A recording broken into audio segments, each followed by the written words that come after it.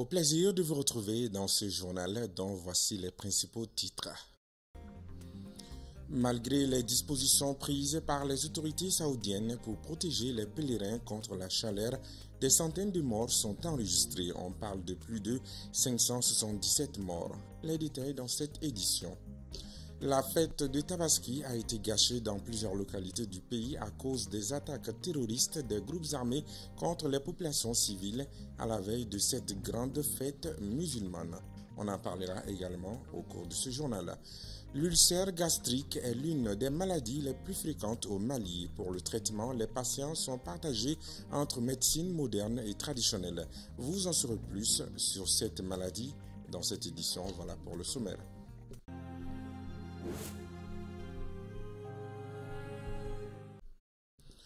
Je vous le disais à l'instant dans le sommaire, au moins 577 pèlerins sont morts à cause de la chaleur extrême lors du pèlerinage du Hajj.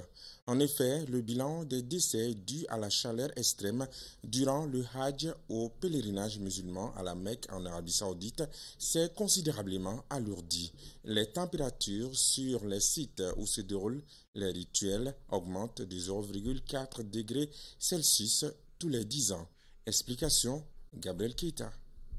Au moins de 577 pèlerins sont morts durant le Hajj, le grand pèlerinage musulman à la Mecca, en Arabie Saoudite. La grande majorité a succombé à des maladies liées à la chaleur. Les autorités saoudiennes ont affirmé mardi avoir traité plus de 2000 pèlerins souffrant de stress thermique, mais n'ont pas fourni d'informations sur les décès. Elles avaient conseillé de porter un parapluie, boire beaucoup d'eau et éviter de s'exposer au soleil. Cette année, le Hajj a attiré environ 1,8 million de pèlerins, dont 1,6 millions d'étrangers. Selon les autorités saoudiennes, des dizaines de milliers de pèlerins tentent de participer sans avoir payé pour se procurer les visas officiels, ce que leur interdit l'accès aux installations climatisées mises en place par les autorités saoudiennes. Parmi les pays ayant annoncé des morts cette année figurent la Tunisie, l'Indonésie, l'Iran, le Sénégal et l'Égypte avec des centaines de morts. Du 17 au 18 juin 2024, les éléments de la direction régionale de la protection civile de Bamako ont effectué 59 interventions sur différentes situations de détresse, dont 29 cas d'accidents de circulation. Faisons ensemble le point avec Jakiti Lassine. L'une des conséquences de la fête au Mali est la multiplication des cas d'accidents. La fête de Tabaski ne dure pas à cette particularité. À Bamako, comme dans d'autres localités du pays, la protection civile veille au grain pour réduire au maximum les conséquences qui peuvent découler des accidents. En seulement 48 heures, le jour de la fête et les jours suivants, soit les 17 et 18 juin, les éléments de la protection civile de Bamako ont effectué 59 interventions, dont 29 accidents de la circulation. Un secours à personne, 22 couvertures sécuritaires, une évacuation, une sécurisation des plages, une noyade, une sécurisation de la DGPS impliquée dans les unités pour la fête. Outre ces interventions et dispositions, les éléments du colonel Adama Diatigi Diarra ont intervenu sur des incendies, un incendie de débiterie et un incendie de garage. Ces différents accidents ont fait 53 victimes, dont 2 cas de décès. Le premier cas suite à une évacuation de l'aéroport à Sénou à l'hôpital Gabriel Touré. Le deuxième cas suite à un accident de voie publique devant la Malienne automobile à Djeliboukou. Tabaski, parlons-en. La fête de Tabaski est un moment spécial de retrouvailles à Ségou pour ses ressortissants. Contrairement aux autres années, l'affluence n'était pas au rendez-vous cette année dans la capitale des Balanzans. Une situation qui s'explique, selon certains, par la situation économique difficile du moment. Le point avec Mohamed Lamine Sourouba, notre correspondant depuis Ségou. Chaque année, on assiste à une forte vague de ressortissants ségouviens qui viennent généralement de Bamako et d'ailleurs pour la fête d'Eid el-Kébir. Il suffit juste d'emprunter n'importe quelle voie publique de la ville pour s'en rendre compte. Cette affluence habituelle dans la ville de Ségou n'était pas au rendez-vous cette année. Je suis très contente de fêter avec ma famille. Je souhaite une bonne fête. Une situation qui s'explique selon certains ressortissants par la situation économique difficile ces derniers temps. Je profite de cette fête de Tabaski pour souhaiter bonne et heureuse année, santé prospérité à tout le monde. Et dire que aussi la festivité du Tabaski est grandiose. Pourquoi chacun d'entre nous souhaite d'aller le faire en famille. Moi je suis détenu, mais c'est le service qui m'a affecté à Séville. Ça me fait très mal que c'est à Séville. Auparavant je partais avec ma famille, mes parents à Guinée, mais je remercie le bon Dieu. Puis la taille de ma famille aujourd'hui, c'est difficile pour moi d'effectuer les déplacements. Il y a des élèves qui n'ont pas fini. Donc du coup, ma famille est Séville. Je suis venu rallier les autres membres de ma famille pour fêter. Et il y a beaucoup d'autres qui en font de même. Vraiment, c'est l'occasion de se demander pardon, en tout cas, de se souhaiter tout le bonheur de l'année. En attendant l'année prochaine, nous formulons les vœux que la situation économique des Maliens s'améliore et que cette ambiance inédite revienne avec le retour des milliers de ressortissants ségoviens pour la fête. Tatadji, dans le cercle de Bankas, la fête gâchée par des malfaiteurs. Les groupes armés terroristes ont attaqué la population civile à la veille de la fête de Tabaski un peu partout sur le territoire national. Une manière ignoble de gâter leur joie à l'occasion. Le récit des faits avec Oumar Koïta. Des personnes tuées, des autres blessés et du bétail emporté. C'est le bilan d'une attaque qui a visé le village de Tatandji, commune de Soubala, cercle de Bankas, le samedi 15 juin 2024, soit 2 jours avant la fête. Dans la région de Ségou, 2 morts et 5 blessés, c'est le bilan de l'attaque contre une pinance entre le village de Touara et Massina. L'attaque est survenue le vendredi dernier, 14 juin 2024. Selon des sources locales, depuis quelque temps, plusieurs villages de Massina sont la cible d'attaques par des hommes armés non identifiés. Des hommes armés à moto ont également tiré samedi dernier sur un car de transport en commun en provenance de Niamey. L'attaque s'est déroulée vers le village de Guntine dans la commune de Gabirou. Le car a été touché par les balles. Cependant, les passagers sont arrivés à Gao sains et saufs. Le même jour, 2 cars en partance pour Niamey ont été braqués par des bandits armés. Les passagers ont été dépouillés de tous leurs biens, argent et téléphones. A rappeler qu'à la veille de la fête, les braquages se sont multipliés sur le tronçon Gao à Songo. Enfin, 2 morts et 2 blessés, dont une femme enceinte. C'est le bilan de l'attaque menée le jeudi par des inconnus contre le camp des déplacés du quartier de Farakolo de Sang. Selon des sources sanitaires, les victimes ont tous reçu des coups d'objets pointus. L'un des blessés a été évacué sur Ségou et la dame enceinte admise à l'hôpital de Sang, nous indiquent les mêmes sources. Des enquêtes sont en cours pour retrouver les coupables. Des hommes armés non identifiés ont pris d'assaut hier mardi 18 juin 2024 le village de Tegourou, région de Bandiagara. Des sources locales font état du chef de village tué et une personne portée disparue.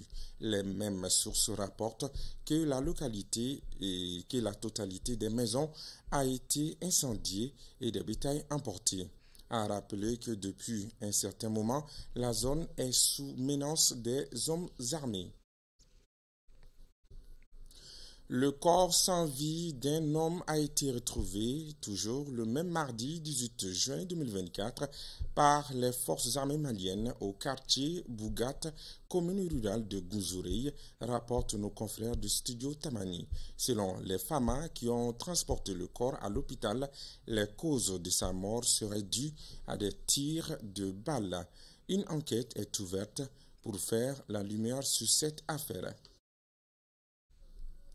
La maladie ulcéreuse gastro-duodénale, encore appelée ulcère gastrique, est l'une des maladies les plus fréquentes au Mali. Si certains préfèrent la médecine moderne, d'autres font recours à la médecine traditionnelle pour le traitement. Cependant, il est important de connaître ces symptômes et ses causes pour pouvoir y faire face. Qu'est-ce que l'ulcère gastrique? Quelles sont les complications liées à cette maladie? Comment la guérir? Élément de réponse dans ce reportage signé Assidan Diallo, Ibrahim Dao. Oui, ça je connais l'ulcère gastrique. Je suis un des malades de l'ulcère gastrique.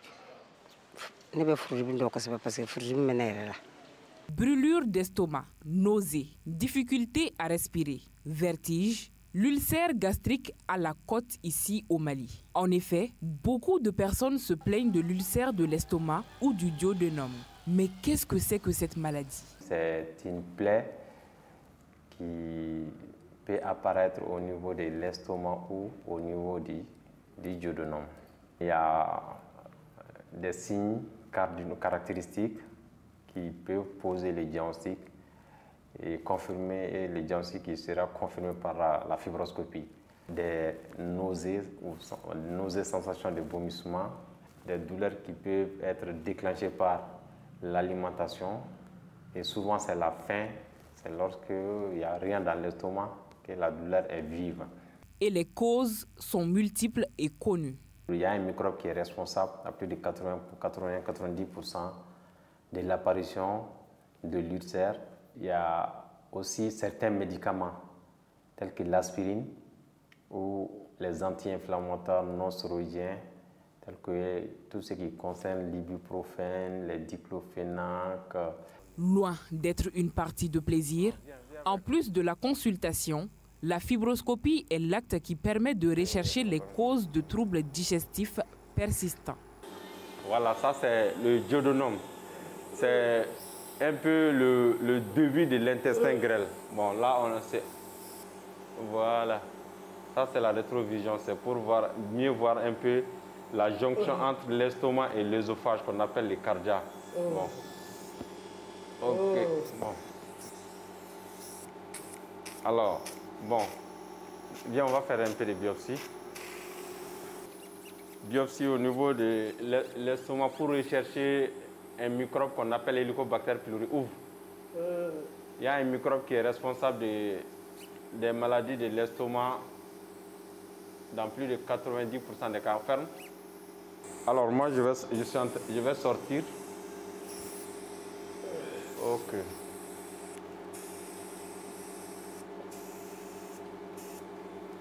Bon, ces petits prélèvements ne sont pas douloureux, hein, donc c'est... Alors...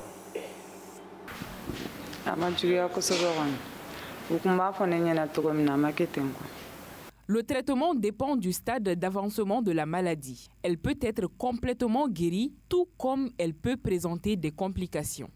Pendant la période de la crise douloureuse, on demande aux patients d'éviter tout ce qui est aigre, des aliments amers, aigres ou trop épicés. Donc les complications, il y a l'ulcère gastro-duodénal peut se compliquer, surtout l'ulcère gastrique. L'ulcère peut saigner, entraîner un vomissement du sang qu'on appelle hématémèse où le sang peut sortir par les selles sous forme de méléna. Ensuite, l'ulcère peut se cancériser. L'ulcère gastro-duodénal se traite, se guérit. Mais l'ulcère mal traité ou passé sous silence peut évoluer vers le cancer. Les médicaments traditionnels sont aussi beaucoup utilisés par les malades pour le traitement de l'ulcère gastrique. Et à ce niveau, il y a plusieurs spécialistes qui produisent et proposent des traitements contre l'ulcère gastrique. De toute façon, nous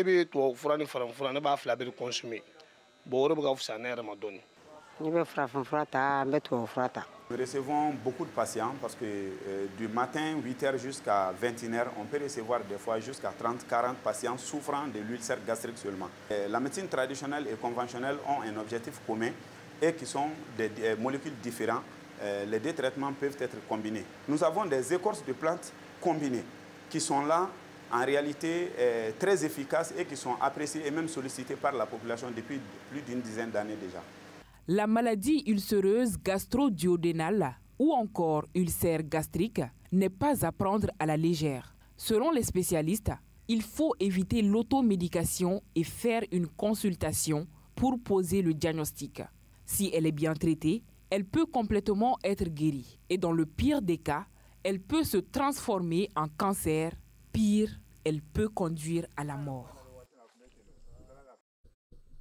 Ce communiqué avant de boucler ce journal, la direction du complexe scolaire à Loukoné informe les parents d'élèves de la journée d'excellence qu'elle organise ce dimanche 23 juin 2024 à partir de 15h au sein du lycée privé à Loukoné. Cette journée s'inscrit dans le cadre de la fête de fin d'année scolaire. La direction du complexe scolaire à Lukone tient à la présence de tous les parents tuteurs pour accompagner les enfants à la réception des cadeaux, des tableaux d'honneur et des tableaux de reconnaissance. La direction sait pouvoir compter sur la bonne compréhension de toutes et de tous. Fin de ce journal. Merci à vous de l'avoir suivi avec attention. Passez une excellente soirée en notre compagnie. Toutes choses concourent au bien de ceux qui aiment Dieu. Bonsoir.